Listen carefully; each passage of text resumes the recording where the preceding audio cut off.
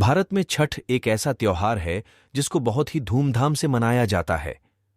हमारे हिंदू धर्म में ज्यादातर त्योहारों में मूर्तियों की पूजा की जाती है, लेकिन वही छठ पर्व में मूर्ति की पूजा नहीं होती है, बल्कि छठ के पर्व में सूर्य, उषा, प्रकृति, जल और वायु पूजा होती है। छठ का त्योहार भारत के ज्यादातर हिस्सों में मनाया जाता है। इस त्योहार के दिन स्त्रियां छठ मैया का पूजा करती हैं। वहीं कई जगहों पर छठ का पर्व मुस्लिम बिरादरी के लोग भी मनाते हैं। यह त्योहार बिहार, उत्तर प्रदेश में बहुत ज्यादा प्रचलित है। आपको बता दें, छठ के पर्व में स्त्रियां 2 या 3 दिन तक व्रत रहती हैं। छठ एक ऐसा त्योहार है जो वैदिक काल से चला आ रहा है, और इस त्योहार को मनाने वाले भारत ही नहीं बल्कि पूरे विश्व में भी लोग हैं। ये त्योहार खासकर इस स्त्रियों के लिए बहुत महत्व रखता है, क्योंकि इस दिन स्त्रियां अपना उपवास खत्म करके छठ मैया की पूजा करती हैं।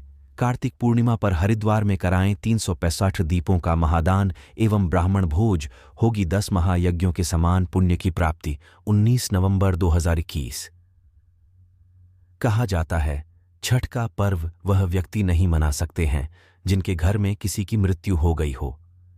कुछ लोग यह भी मानते हैं कि छठ का व्रत रखने से स्त्रियों को पुत्र की प्राप्ति होती है। छठ के पर्व में पहनावा भी अहम माना जाता है। इस पर्व में स्त्रियों के लिए साड़ी और पुरुषों के लिए धोती कुर्ता शुभ माना जाता है। तो आइए जानते हैं आखिर क्यों मनाया जाता है छठ का पर्व, और इसके कौन कौन से महत्व है, क्यों मनाया जाता है। छठ पूजा कार्तिक मास के शुक्ल पक्ष की षष्ठी तिथि के दिन मनाए जाने वाला छठ का पर्व विश्व विख्यात है। भारत में देश इस त्योहार को मनाने वाले हैं लाखों लोग हैं। इस त्योहार के मनाने वाले लोगों के लिए कई सारे मान्यताएं हैं। एक मान्यता के अनुसार कहा जाता है, छठ पर्व का शुरुआत महाभारत काल में हुआ था, जब सूर्यपुत्र कर्ण ने सूर्यदेव की पूजा करना शुरू कर दिया था।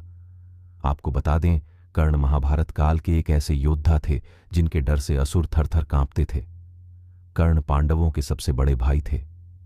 कहा जाता है, कर्ण सूर्यदेव के बहुत बड़े भक्त थे।